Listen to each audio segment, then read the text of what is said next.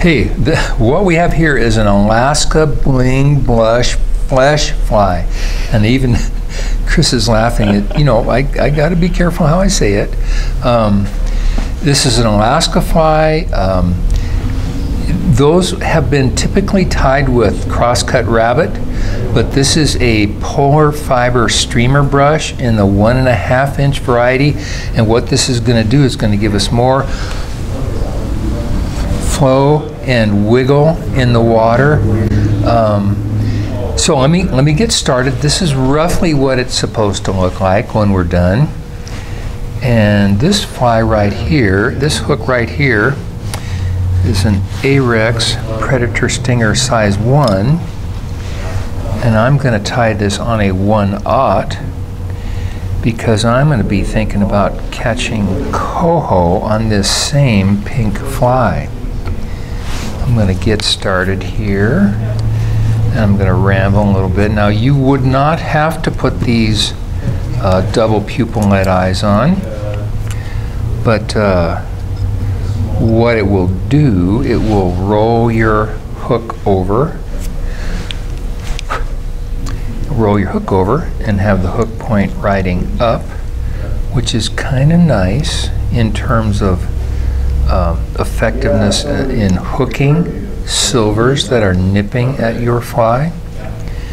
Of course, if they just get the tail, it won't matter if your hook is up or down, but if they do get your fly, you'll be in pretty good shape.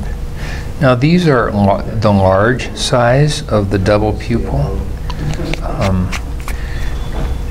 They're easy to cast. This is not an overly heavy fly, and you could go to the extra large if you really need to get down, but I find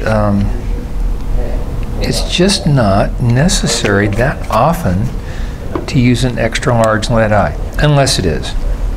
So that little bit of super glue there is just to keep things all secure. So here's my Bling Rabbit. This is 1/4 inch hot pink with a chartreuse backing. You see I've cut notches forward and aft for appearance sake and for tie-in sake. And you'll see that this is, it is flexible. You're going to get all the movement of the bunny, but you're going to get less likelihood for a tail wrap. And now here's a fun one. If this fly is going to ride the other way, do you tie it in like this, or do you tie it in like this? And you know what?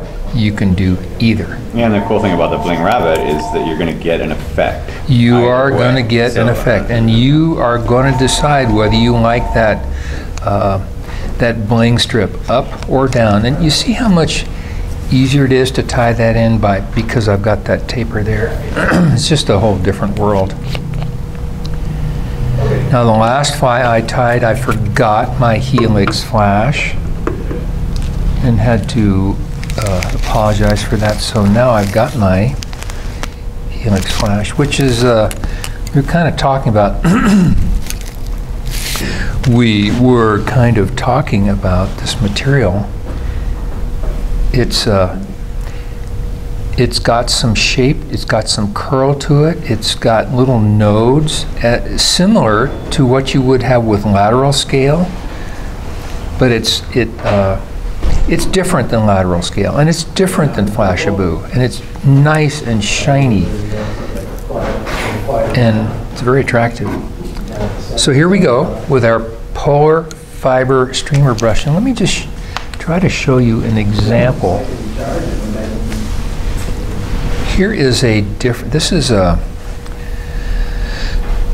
another brush. Look at how much stiffer those fibers are.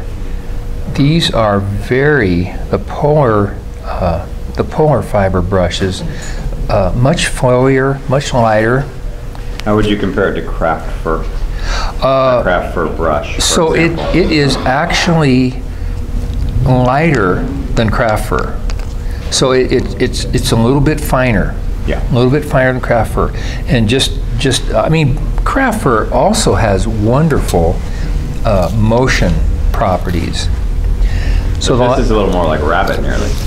It really is. Rabbit or marabou. Yeah. Now, the last fly I tied, I got to not thinking as I was tying, and I actually used way more turns than necessary, so I'm going to be conscious here. Almost a pseudo hair. Yes, yes. On a brush. Yeah. Very, very, very, very similar. Could be the same stuff under different label. Pseudo hair is on a hide, and this is a nicely formed brush. It's really a lot easier to work with. Chris, what are my brand new pliers called? They're super flush. Super flush cutters. Get the job done. Now, I really, this is not to say that your cross-cut rabbit is outdated, but you can't get this kind of length. You can't get this amount of flowiness with cross-cut rabbit. And now, you know, I could do a head out of the shorter brush in a different color. I'm gonna go old school and use my shrimp pink chenille, and I'm gonna, like I say, it's a mystery to me every time I do this, exactly which direction I'm gonna go. But the idea is to get a nice sized head.